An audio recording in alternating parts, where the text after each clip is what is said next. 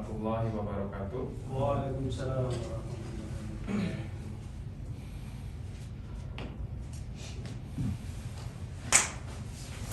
Allahu Akbar, Allahu Akbar, Allah.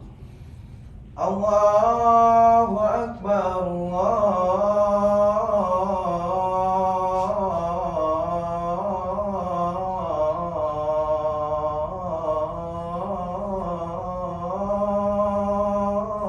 Akbar.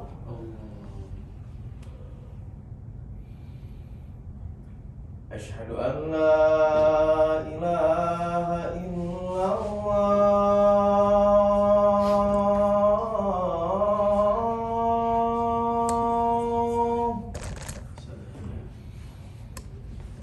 Asyhadu an la ilaha illallah.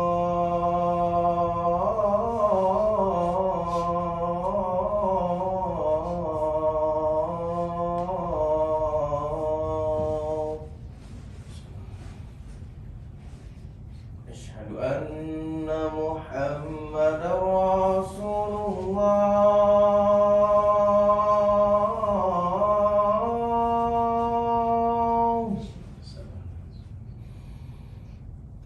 Asyhadu anna Muhammadar Rasulullah.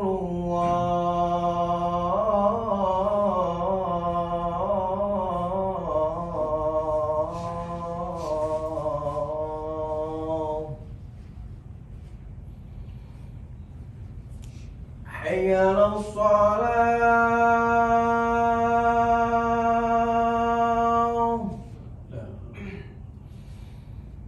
Hayya 'alas salah.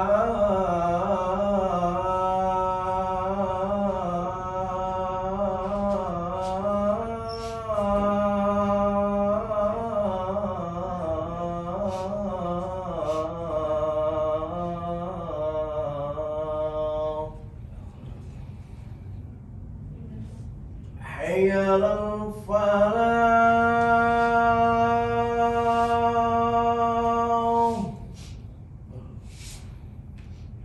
Hayya 'alal falah.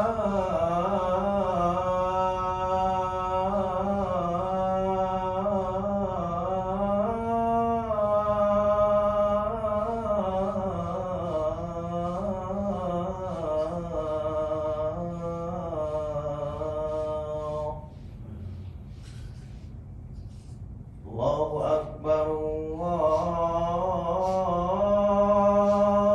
Allahu Akbar. La ilaha illallah.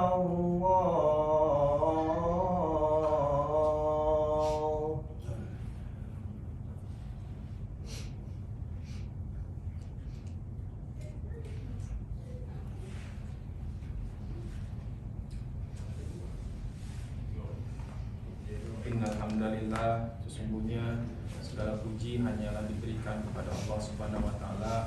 Nahmaduhu wa nasta'inuhu wa nastaghfiruh, dan hanya kepadanya lah kita memuji, memohon pertolongan dan memohon ampunan. Wa na'udzubillahi min syururi anfusina wa min sayyiati a'malina. Kita berlindung dari perbuatan kita yang jelek, dari kemaksiatan, dari kezaliman yang sudah kita lakukan, dan kita juga berlindung dari amalan-amalan kita yang tidak sempurna. May yahdihillahu fala mudhillalah wa may yudlilhu fala hadiyalah. Barang siapa yang sudah Allah berikan petunjuk kepadanya, maka tidak ada seorang pun yang bisa menyesatkannya, dan barang siapa yang Allah sesatkan dirinya, maka tidak ada seorang pun yang bisa memberikan petunjuk kepadanya. Asyhadu an la ilaha illallah wahdahu la syarikalah. Aku bersaksi bahwa tidak ada Tuhan yang layak disembah kecuali Allah Subhanahu wa taala. Wa asyhadu anna Muhammadan abduhu wa rasuluh la nabiyya ba'dahu. Dan aku juga bersaksi bahwa Muhammad adalah hambanya dan rasulnya, dan tidak ada nabi setelah beliau. Allahumma sholli wa sallim wa barik ala sayyidina Muhammad wa ala alihi wa sahbihi wa sallim ajma'in. Semoga sholawat, keselamatan, kesejahteraan, kedamaian senantiasa Allah limpahkan kepada Nabi Muhammad SAW beserta para keluarganya, para sahabatnya, dan insya Allah kita umatnya yang senantiasa memegang teguh ajaran-ajaran yang beliau bawa.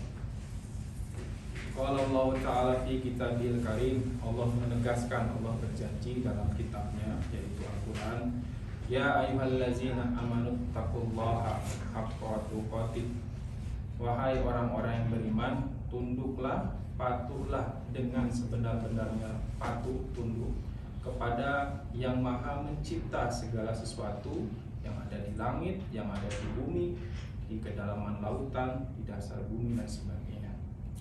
Wala tamutunna illa wa antum muslimun, dan jangan sekali-kali kalian meninggal kecuali dalam keadaan muslim. Di ayat yang lain Allah juga menegaskan, ya ayuhan nas, wahai sekalian manusia, ittaqu rabbakumul ladzi khalaqakum min nafsin wahidatin wa khalaqa minha zawjaha wa bassa minhuma rijalan katsiran wa nisaa wattaqullaha alladzi tasaaluna bihi wal arham innallaha kana 'alaikum raqiba. Bertakwalah kepada Allah yang sudah menciptakan kita dari jiwa yang satu, Adam, dan menciptakan pasangannya, Hawa, dan dari keduanya lah diperkembangbiakan laki-laki dan perempuan yang banyak. Dan bertakwalah kepada Allah yang dengan namanya kalian saling meminta, dan jagalah silaturahim. Sesungguhnya Allah Maha menjaga dan mengawasimu. Di ayat yang lain Allah juga menegaskan, ya ayyuhallazina amanu taqullaha wa qulu qawlan sadida yuslih lakum a'malakum wa yaghfir lakum dzunubakum wa may yuti'illaha wa rasulahu faqad faza fawzan azima. Hai orang yang beriman, bertakwalah kepada Allah dan katakanlah perkataan yang benar. Niscaya Allah akan mengampuni, niscaya Allah akan memperbaiki amalan-amalanmu dan akan mengampuni dosa dan kesalahan-kesalahanmu. Dan barang siapa mentaati Allah dan Rasulnya, sesungguhnya dia telah mendapat kemenangan yang besar. Sidang jamaah Jumat yang dirahmati Allah Subhanahu wa Ta'ala, pada kesempatan ini khotib akan membawakan khutbah yang berjudul kebaikan yang berkelanjutan, kontinu atau istiqomah itu lebih disukai oleh Allah Subhanahu wa Ta'ala. Suatu ketika diceritakan Imam Ahmad. Jadi seperti yang kita ketahui ada banyak imam, tapi yang paling kita kenal ada 4 mazhab. Salah satunya Imam Ahmad. Nanti ada Imam Hanafi, ada Imam Maliki, ada Imam Syafi'i, dan Imam Ahmad, atau kita biasa menyebutnya Imam Hambali. Imam Ahmad ini adalah murid dari Imam Syafi'i itu sendiri. Suatu ketika Imam Ahmad yang sedang beristirahat, tiba-tiba dia berkeinginan pergi ke Bashrah. Dia tidak memiliki janji, tidak ada keperluan, tapi tiba-tiba kenapa ada keinginan dia ingin pergi ke Bashrah. Maka karena mungkin pikirannya Imam Ahmad ini mungkin ilham, maka beliau pergilah ke Bashrah. Sesampainya di Bashrah itu Isya, ya, dan beliau masih bisa mengikuti sholat Isya berjamaah di masjid. Selesai sholat Isya, karena beliau melakukan perjalanan jauh dari Baghdad ke Bashrah, Irak saat kalau sekarang, maka maksud hati Imam Ahmad setelah sholat Isya adalah beristirahat terlebih dahulu di masjid. Tapi ketika Imam Ahmad hendak berbaring, ternyata didatangilah oleh takmir masjid saat itu, ya, marbot kalau kita mengenal. Maka oleh sang marbot dikatakan tidak boleh tidur di sini ya Syekh. Maka Imam Ahmad saat itu, jadi kebiasaan Imam Ahmad itu kalau pergi kemana-mana dia berpenampilan sederhana, karena beliau tidak ingin dikenal, ya. Jadi tidak perlu pakaian mewah ataupun ada murid yang mengikuti, enggak. Beliau sangat rendah hati saat itu, dan kalau tahu pasti banyak orang sudah kenal saat itu juga siapa Imam Ahmad. Lalu Marbot tadi menyuruh Syekhnya tadi, Imam Ahmad tadi, untuk tidak tiduran di situ. Lalu Imam Ahmad mengatakan, saya musafir. Tetap tidak boleh Syekh. Akhirnya dorong-dorong sampai ke teras masjid. Lalu saat itu Imam Ahmad, oke, kalau di dalam masjid tidak bisa, saya istirahat di teras masjid saja. Ketika di teras masjid, ketika Imam Ahmad hendak beristirahat, ternyata Marbot tadi datang lagi dan menyuruh Imam Ahmad untuk tidak boleh istirahat di situ. Akhirnya sampai didorong-dorong oleh Marbot dan sampailah ke jalanan. Di jalan artinya sudah tidak di masjid lagi. Lalu ada seorang penjual roti yang melihat kejadian tersebut, lalu menawarkan kepada Imam Ahmad, ya Syekh, jika engkau butuh tempat istirahat, mari ikut saya. Saya ada rumah walaupun kecil untuk sekedar beristirahat. Akhirnya Imam Ahmad mengikuti penjual roti tersebut. Penjual roti ini dia menjual roti di rumah tersebut dan membuat roti juga sendiri di rumah tersebut. Maka duduklah Imam Ahmad di belakang penjual roti tersebut sambil melihat gerak-gerik dari penjual roti. Ternyata penjual roti ini memiliki perilaku unik bagi Imam Ahmad. Jadi apa yang dia lakukan ketika membuat adonan roti itu pasti tidak lain akan terucap dari bibirnya ucapan istighfar. Jadi ketika memecah telur dia mengucapkan astagfirullah.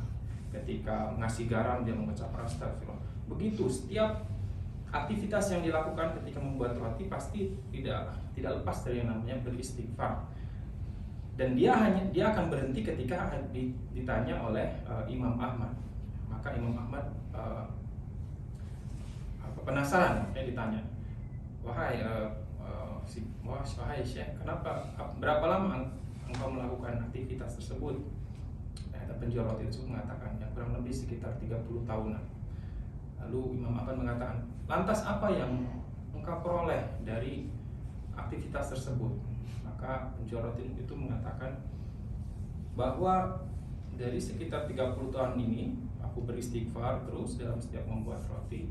Tidak lain maka setiap keinginan, setiap hajat yang aku minta pasti Allah kabulkan.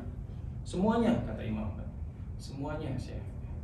Tapi ada satu permintaan yang belum terkabul oleh Allah, belum dikabulkan oleh Allah. Lalu Imam Ahmad bertanya, apakah itu? Katanya. Lalu penjual roti itu mengatakan, saya ingin sekali ketemu dengan salah satu imam yang masyhur saat itu, yaitu Imam Ahmad. Maka seketika Imam Ahmad saat itu juga bertakbir, Allahu Akbar. Jadi jauh-jauh saya dari Baghdad ke Basrah, bahkan sampai didorong-dorong oleh Marbot saat itu sampai ke jalan, dan akhirnya dipertemukan dengan engkau. Itu tidak lain adalah wasilah atau jalan karena istighfarmu yang mengirimkan aku jauh-jauh sampai ke sini. Maka istighfar yang rutin itu juga termasuk amalan kebaikan yang disukai oleh Allah Subhanahu wa taala. Sidang jemaah Jumat yang dirahmati Allah, kisah yang lain juga ada. Kisah tentang Bilal bin Rabah. Ya, Bilal ini seperti yang kita ketahui, beliau ini adalah budak. Saat itu budak berkulit hitam dari Habasyah. Kalau sekarang kita tahunya Ethiopia, berkulit hitam. Kita mengenalnya muazin dari Rasulullah SAW.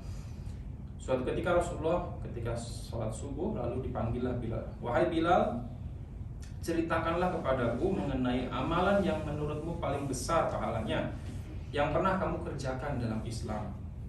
Karena sesungguhnya aku pernah mendengar suara telapak langkah jalanmu, terompakmu, sandalmu, kalau kita itu terdengar sampai di surga, katanya. Itu perkataan Rasulullah. Lalu Bilal menjawab ya, dengan tawadu, ya, dengan rendah hati, wahai Rasulullah, sesungguhnya aku tidak pernah mengerjakan amalan yang menurutku besar pahalanya, tapi aku tidak wudu pada waktu malam dan siang, melainkan aku akan menunaikan sholat yang diwajibkan bagiku untuk mengerjakannya. Jadi kebiasaan Bilal yang dijaga betul, didawamkan rutin, ya, itu wudu, ya. Jadi Bilal itu kalau wudu, kalau batal wudu lagi, bahkan dilengkapi dengan sholat sunnah setelah wudhu. Jadi kalau batal wudhu, lalu sholat sunnah dulu dan sebagainya. Dan aktivitas yang mungkin sepele seperti itu, tapi dilakukan dengan rutin, ternyata itu mengundang keridhaan dari Allah Subhanahu Wa Taala. Maka dari dua cerita tersebut, yang pertama penjual roti dengan istighfarnya, yang kedua Bilal dengan mendawamkan wudhu terus, ternyata ketika dilakukan dengan konsisten itu bisa mengundang ridho Allah Subhanahu Wa Taala. Sesuai dengan apa yang disampaikan oleh Nabi Muhammad SAW. Rasulullah SAW bersabda, ahabbul a'mali ilallahi adwamuha wa in qala. Amalan yang paling dicintai Allah Subhanahu Wa Taala yaitu yang dikerjakan secara terus menerus walaupun sedikit. Hadis riwayat Ahmad dan Muslim. Apalagi kita di Eropa, saya kira dengan lingkungan yang mayoritas bukan Muslim, maka akan sangat sulit sekali kita bisa menjaga keyakinan kita, menjaga rutinitas kita. Maka pilihlah amalan kebaikan yang itu sepele tapi dilakukan secara kontinu. Aqulu qouli hada, saya sudah mengatakannya, wa astaghfirullahalazim li wa lakum. Saya beristighfar kepada Allah dan mengajak jemaah juga beristighfar kepada Allah. Fastaghfiruhu innahu huwal ghafurur rahim. Beristighfarlah kepada Allah, sesungguhnya Allah Maha mengabulkan permohonan atau taubat dari hamba-hambanya.